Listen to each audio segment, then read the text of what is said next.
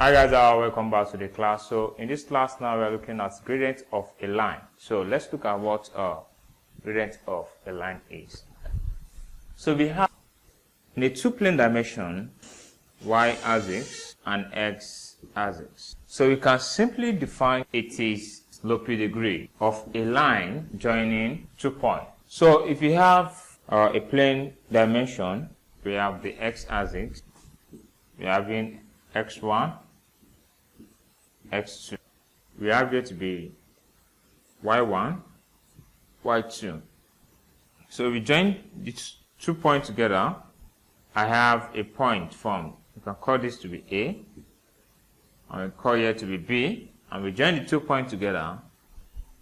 Now, if I should now join these parts to form a right angle triangle, of which an angle is formed here theta, the difference between points, this point and this point, I can call here to be M. So the difference between points B and M is the difference in y2 minus y1. So we have here to be what? y2 minus what? y1.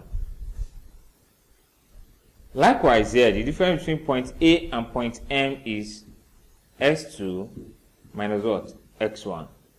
So we always have the gradient M, which is always represented by M, equals to y2 minus y1 over s2 minus what? x1.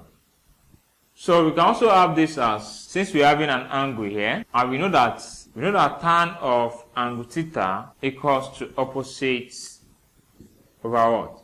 Adjacent. So we can also say that tan theta equals to the gradient M, which is opposite. Opposite is y2 minus y1 over s2 minus what?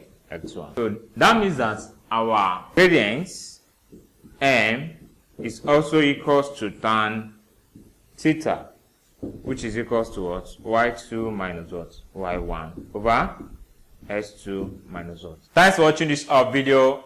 In the next class, we'll be solving questions on gradient of a line. See you.